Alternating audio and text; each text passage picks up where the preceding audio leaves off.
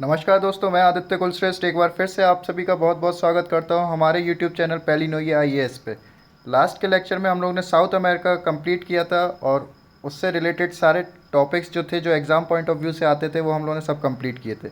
इस वीडियो में हम लोग ध्यान देंगे एंटार्क्टिका के बारे में।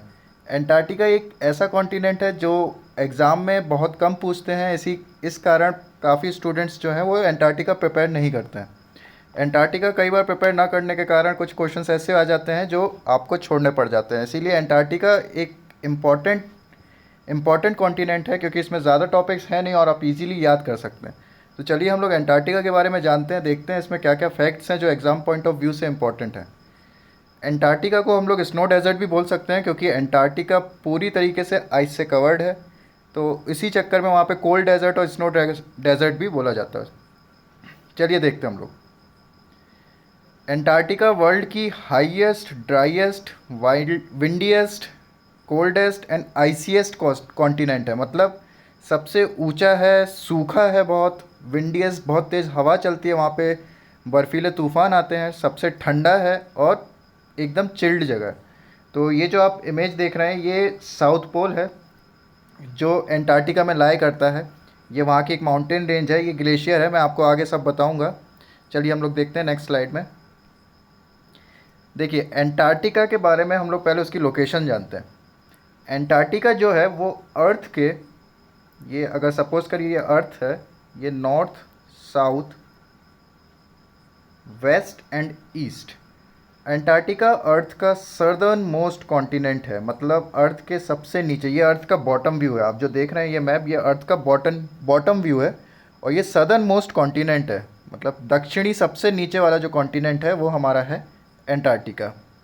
और ये पूरा कंप्लीटली ये एंटार्क्टिक सर्किल में लाई करता है, एंटार्क्टिक सर्किल में लाइक करता है। और एंटार्क्टिका जो नाम है वो एंटार्क्टिक से आया है, जिसका मतलब है आर्टिक के अपोजिट में। तो ये आ सकता है कि एंटार्क्टिका वर्ड किस वर्ड से बना है, तो आपको याद रखना पड़ेगा कि ये एंटार्क्टिक वर्ड से बना है और इसका मतलब होता है आर्टिक के अपोजिट टू आर्टिक। फिर इसमें इसकी कुछ जनरल इन्फॉर्मेशन हम देख लेते हैं। एंटार्क्टिका आपको बता दूं 98% आइस से घिरा हुआ है। एंटार्क्टिका का जो लैंड है वो 98% आइस से कवर्ड है और वर्ल्ड की 90% आइस एंटार्क्टिका ओशियन पे प्रेजेंट, एंटार्क्टिका कॉन्टिनेंट पे प्रेजेंट है। तो ये इसके कुछ आपको नॉर्मल पॉइंट्स हैं जो याद रखने हैं, कि जैसे 98% जो इसका लैंड है वो आइस से कवर्ड है और वर्ल्ड की 90% आइस एंटार्क्टिका में पाई जाती है। और ये एक ऐसा कॉन्टिनेंट है, ये एक ऐसा महाद्वीप है जो ऊंचाई में हाईएस्ट एलिवेशन में भी आता है। अगर वर्ल्ड का हाईएस्ट एलिवेशन वाला कॉन्टिनेंट आपसे पूछा जाए तो वो एंटार्क्टिका होगा। तो आपको ये चीज़ ध्यान रखनी है। इसके बाद इसमें कुछ रिवर बॉडी है, जैसे एक रिवर है इसमें रिवर का नाम है रिवर ऑनिक्स। रिवर ऑनिक्स ये यहाँ की लॉन्गेस्ट रिवर है, एंटार्क्टिका की लॉन्गेस्ट रिवर का नाम है रिवर ऑनिक्स। अब आप बोलेंगे कि रिवर जब 98% ये कवर्ड है तो यहाँ पे रिवर कैसे है? ये एक्चुअली ग्लेशियल रिवर है, मतलब एक रिवर है उसके ऊपर बर्फ़ की चादर जमी हुई है, इसी कारण ये ग्लेशियर रिवर हो जाती है। उस रिवर का नाम क्या है? River onyx. और अगर इस रिवर को हम लोग मैप पे मार्क करें तो वो इस जगह पे आपको मिलेगी। आप रॉक शेल्फ जो यहाँ पे बना हुआ है, जो एक जगह है रोज शेल्फ, तो रोज शेल्फ के पास आपको रिवर ऑनिक्स मिलेगी, जो एंटार्क्टिका की लॉन्गेस्ट रिवर है। याद रखिएगा, क्वेश्चन आएगा। एंटार्क्टिका की लॉन्गेस्ट रिवर कौन सी है? River onyx. फिर इसके बाद एक और वाटर बॉडी जो यहाँ पे इम्पॉर्टेंट है, उस वाटर बॉडी का नाम है वॉस्टोक लेक, जो आपको इस तरफ मिलेगा। यहाँ पर है लेक वॉस्टोक। लेक वॉस्टोक आपको इम्पॉर्टेंट याद रखना है, ये फ्रेश वाटर लेक है। फिर इसके बाद ये जो लेक वॉस्टोक के बारे में आप जब पढ़ेंगे तो आपको एक और चीज़ ध्यान रखनी है कि लेक वॉस्टोक जो है, साइंटिफिक यहाँ पे रिसर्च करते हैं रशियन साइंटिस्ट जो हैं वो यहाँ पे रिसर्च करते हैं, और वो रिसर्च कर रहे हैं यहाँ पे जो आइस जमी हुई है इस लेक पे, उसके नीचे लाइफ फॉर्म अवेलेबल है क्या नहीं। वो इस चीज़ के बारे में रिसर्च कर रहे हैं कि life scientist researching life beyond ice sheet. तो इस आइस शीट के नीचे लाइफ प्रेजेंट है या नहीं, तो उस चीज़ के बारे में वॉस्टॉक लेक पे रशियन साइंटिस्ट रिसर्च कर रहे हैं। और ये जो इधर का जो एनवायरनमेंट है या जो टेम्परेचर या आप आइस शीट की जो क्वालिटी है उसको कंपेयर करा जाता है, इम्पॉर्टेंट है, जुपिटर के मून से। जो जुपिटर हमारा प्लेनेट है उसके मून से कंपेयर किया जाता है। उसके मून का नाम है यूरोपा। आपको ये चीज़ बहुत इम्पॉर्टेंट है, याद होनी चाहिए। यूरोपा एक जुपिटर का मून है, जुपिटर प्लेनेट का यूरोपा मून है, जहाँ का जो एनवायरनमेंट या इकोसिस्टम आप कह सकते हैं वो लेक वॉस्टॉक के बराबर है। अगर यहाँ पे लाइफ फॉर्म मिल जाती है हमें, तो हम उससे अनुमान लगा सकते हैं कि यूरोपा पे भी लाइफ फॉर्म अवेलेबल हो सकती है। तो ये क्वेश्चन आपको ध्यान में रखना है कि यूरोपा की स्टडी किस लेक से कंपैरेटिवली हो रही है, तो उसका आंसर होगा लेक वॉस्टॉक, जो कि एंटार्क्टिका में है। एंटार्क्टिका में मैंने आपको बता दिया है ये इस जगह पे है, तो ये चीज़ ध्यान रखिएगा। फिर यहाँ पे एक और वाटर बॉडीज़ हैं, ये जो आप देख पा रहे होंगे, ये रॉस सी है, अमंडसन सी है, फिर ये बेलिंगहुएसन सी है। ये जितनी भी सीज़ हैं, ये चीज़ इम्पॉर्टेंट है क्योंकि यहाँ पर एंडेंजर्ड स्पीशीज़ फाउंड करती है, जैसे अपनी पेंगुइन्स वगैरह जो हैं वो सब यहाँ पर रहती हैं, इसीलिए ये सी इम्पोर्टेंस है एंटार्क्टिका के लिए। फिर इसके बाद जब हम लोग आते हैं, इसके बाद जो हम लोग आएंगे, फिर वो आएंगे हम लोग इसके माउंटेनियस रीजन पे। चलिए वाटर बॉडीज़ के बाद इसके माउंटेन रेंजेस देख लेते हैं। यहाँ पे एक जो ये रॉस शेल्फ है, यहाँ पे एक माउंटेन रेंज है, माउंटेन पीक है। उस पीक का नाम है माउंट एल्बर्स।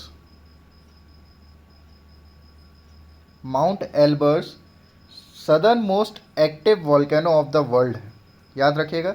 माउंट एल्बर्स जो है, Elbrus southernmost active volcano of the world है। वो कहाँ पे प्रेजेंट है? रॉस शेल्फ में।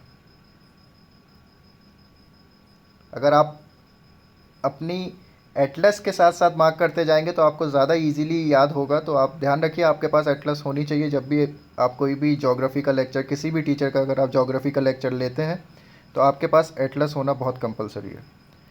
तो ये मैंने आपको बताया माउंट एल्बर्स, जो कि southern most active volcano of the world है। फिर इसके बाद यहाँ पे माउंटेन रेंज आती है, एक माउंटेन रेंज है, ये माउंटेन रेंज आपको दिख रही है। ये माउंटेन रेंज का नाम है trans Antarctic mountain range. Trans Antarctic mountain range है, और ये एंटार्क्टिका को दो पार्ट्स में डिवाइड करती है। एक है इसका वेस्ट पार्ट एंड दूसरा है इसका ईस्ट पार्ट। देखिए इस वाली स्लाइड में दिखाता हूँ।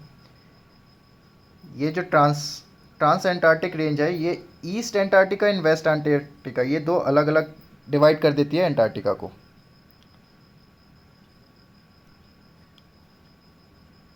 East Antarctica and west Antarctica जो है, सॉरी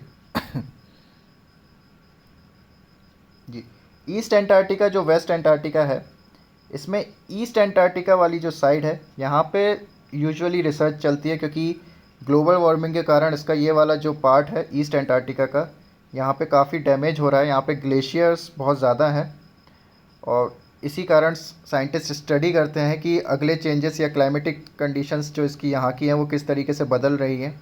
क्योंकि यहाँ के अगर ग्लेशियर्स वगैरह जो हैं वो ग्लोबली अगर डिज़ोल्व हो जाते हैं या फिर ग्लोबल वार्मिंग के कारण वो डिस्ट्रॉय होते हैं, तो सी लेवल बढ़ने का ख़तरा बहुत ज़्यादा है।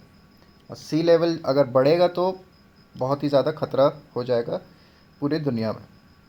तो देखिए ये ईस्ट एंटार्क्टिका आपका इसीलिए फेमस है क्योंकि यहाँ पे साइंटिस्ट स्टडी करते हैं।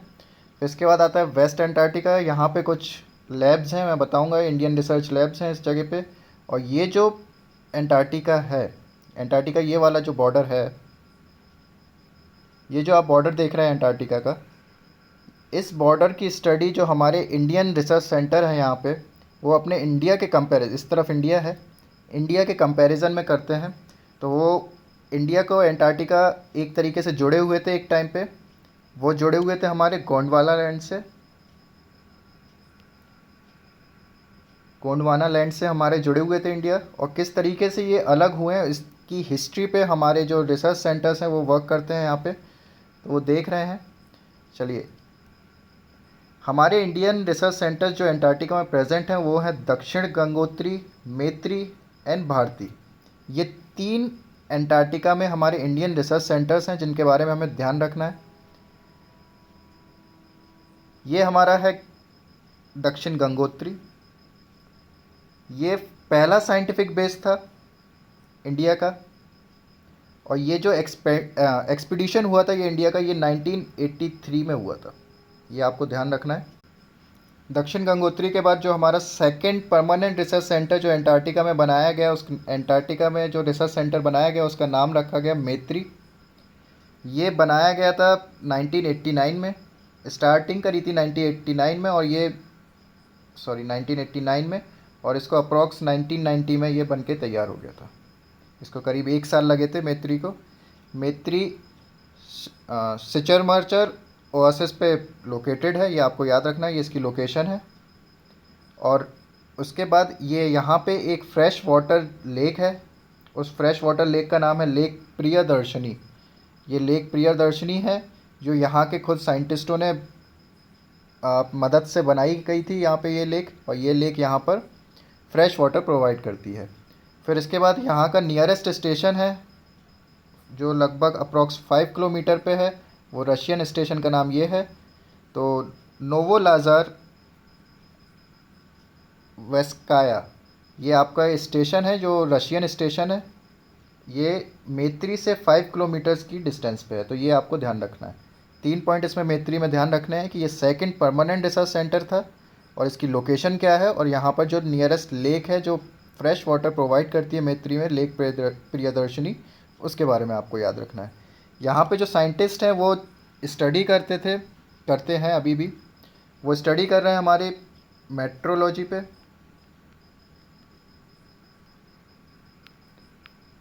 वो इंजीनियरिंग पे, कोल्ड रीजन इंजीनियरिंग पे देख रहे हैं,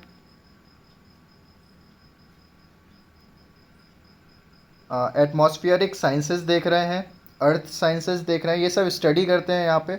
हर रिसर्च सेंटर में अलग अलग स्टडीज़ होती हैं यहाँ पे। जैसे यहाँ पे ह्यूमन फिजियोलॉजी भी स्टडी होती है, तो मैत्री में जो स्टडीज़ हैं वो थोड़ी अलग हैं। वो बायोलॉजी है, अर्थ साइंसेस हैं, ग्लेशियोलॉजी है, ह्यूमन फिजियोलॉजी है, मेडिसिन्स के बारे में होती है। तो ये सब जो स्टडीज़ हैं ये मैत्री में होती है। फिर इसके बाद हम लोग इस जो नेक्स्ट इससे अपडेटेड जो रिसर्च सेंटर इंडिया ने अंटार्कटिका में बनाया था, उस रिसर्च सेंटर का नाम है Bharati. Bharati research centre India में 2012 में ऑपरेशन में आया था, स्टार्टिंग में हुआ था। और ये टोटल 134 रिसाइकल्ड शिपिंग कंटेनर, जो शिपिंग कंटेनर्स हैं, जो कंटेनर्स होते हैं ऐसे रिसाइकल्ड शिपिंग कंटेनर्स की मदद से ये बनाया गया था। और जो शिपिंग कंटेनर्स की जो ड्यूरेबिलिटी रहती है, ये जो उनकी क्वालिटी रहती है, मटेरियल बिल्डिंग क्वालिटी जो रहती है उनकी, इसीलिए उनका यूज़ किया गया है जो अंटार्कटिका में हार्श वेदर को इजीली अपने में सहन कर सके। और ये मैत्री जो हमारा था, मैत्री जो हमने देखा था, मैत्री जो हमारा रिसर्च सेंटर था, मैत्री के 3000 किलोमीटर ईस्ट में ये लाई करता है। अगर ये मैत्री का अगर देखा जाए तो नॉर्थ, साउथ, वेस्ट, ईस्ट, तो ये 3000 ईस्ट में हमारा भारती लाई करता है। यहाँ पे जो साइंटिस्ट हैं वो स्टडी करते हैं जियोलॉजिकल हिस्ट्री के। मैंने आपको बताया था किस तरीके से गोंडवाना लैंड जो है वो अलग हुआ और इंडियन पेनिनसुला अलग हुआ, तो उस चीज़ की स्टडी यहाँ पे की जाती है। और ये हमारे इस रीजन में आपको मिलेगा, रिसर्च सेंटर की ये इस जगह पे आपको मिलेंगे। और यहीं से ये स्टडी करते हैं, क्योंकि इस तरफ हमारा इंडिया है, तो इसीलिए यहाँ पे ये कोस्ट लाइन की स्टडी करते हैं। देखिए, ये कुछ इश्यूज़ हैं जो एंटार्क्टिका में होते ही रहते हैं, जिनसे एंटार्क्टिका को ख़तरा है। पहला इशू है क्लाइमेट चेंज। क्लाइमेट चेंज की अगर बात करी जाए तो ग्लोबल वार्मिंग है। ग्लोबल वार्मिंग की वजह से वहाँ पे जो आइस हैं, ग्लेशियर हैं, वो गलत तरीके से ट्रीट हो रहे हैं और पिघल रहे हैं। पिघलने के कारण क्या हो रहा है, ओशियन के अंदर जो डिज़ोल्व कार्बन डाइऑक्साइड है उसकी मात्रा बढ़ रही है, जिसके कारण वहाँ पे जो मरीन लाइफ है उसकी ब्रीडिंग पॉपुलेशन में दिक्कत आ रही है। मरीन लाइफ में पेंगुइन्स हुई, वहाँ पे जो वेल फिश हुई है, जो सी लायंस हैं, इन सब में इंक्लूड होता है। फिर इसके बाद यहाँ पे जो दूसरा दूसरा जो रीज़न है वो है फ़िशिंग। दोनों इल्लीगल और लीगल, वर्ल्ड के जितने भी सीज़ हैं, जितने भी समुद्र हैं, वहाँ पे ओवर फिश हो रहा है। वहाँ पे आ, बहुत ज़्यादा मछली पकड़ी जा रही है, जिस कारण पूरी मरीन लाइफ को एक साइकिल से गुजरना पड़ रहा है, जिसकी वजह से काफ़ी चेंजेस आ रहे हैं एंटार्क्टिक फूड चेन में। फिर इसके बाद इन्वेसिव स्पीसीज़। जो इन्वेसिव स्पीसीज़ है, इसका मतलब होता है कि वो स्पीसीज़ जो एंटार्क्टिका की नहीं है। मतलब कुछ स्पीसीज़ ऐसी होती हैं जो एंटार्क्टिका में लाई जाती हैं बाहर से। मतलब जैसे अभी रिसेंटली जो इशू आया था वो आया था रैट्स का। रैट्स एंटार्क्टिका में बहुत ही बड़ा पोटेंशियल थ्रेट थे।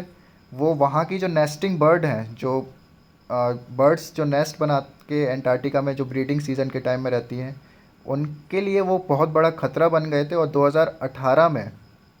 2018 में एंटार्क्टिका को माउस फ्री कर दिया गया था। तो काफ़ी हद तक इन्वेसिव स्पीसीज़ एंटार्क्टिका के लिए थ्रेट बनी हुई थी। अभी थोड़ी रिलैक्स्ड है। फिर इसके बाद टूरिज़्म है। टूरिज़्म में एयरक्राफ्ट्स हैं, शिप्स हैं, इन सब के ऑयल स्पिल्स, लीकेज और जो इंफ्रास्ट्रक्चर्स की वजह से वाइल्ड लाइफ पे फ़र्क पड़ता है। अब टूरिस्ट आएंगे तो वहाँ पे इंफ्रास्ट्रक्चर बनाना पड़ेगा उनको रहने के लिए, वगैरह वगैरह वगैरह बहुत सारे रीज़न्स हैं। उस रीज़न से वहाँ की वाइल्ड लाइफ पे इफ़ेक्ट पड़ रहा है। इसी कारण टूरिज़्म भी एक थ्रेट है एंटार्क्टिका के लिए। फिर सबसे मेन जो थ्रेट है वो है पॉल्यूशन। पॉल्यूशन की वजह से ओजोन लेयर डिप्लीशन हुआ है। ओजोन लेयर डिप्लीशन CFC की वजह से हुआ है, क्लोरोफ्लोरोकार्बन। ये एक ऐसा कंपाउंड है, ये एक ऐसा डिप्लीटर है जो कि ब्रेक होने में बहुत टाइम लगता है। ये ओजोन लेयर पे ये जमा हो गया और उस कारण वहाँ पे एक होल बना दिया। और इसकी स्टडी करीब 30 साल पहले हमें ये पता चला था इस चीज़ के बारे में, और एंटार्क्टिका अभी भी इस चीज़ के बारे में जूझ रहा है। तो पॉल्यूशन के कारण CFC आपको याद रखना है, क्लोरोफ्लोरोकार्बन। यही एक ऐसा कंपाउंड या एक केमिकल प्रोडक्ट है जिसके कारण वहाँ पे ओजोन लेयर पे होल हुआ है। फिर इसके बाद आपको देखना है exploration and exploitation of mineral reserves. अब ये हमारा इसीलिए बचा हुआ है क्योंकि हम एक ट्रीटी साइन हुई थी, उस ट्रीटी को एंटार्क्टिक ट्रीटी बोलते हैं।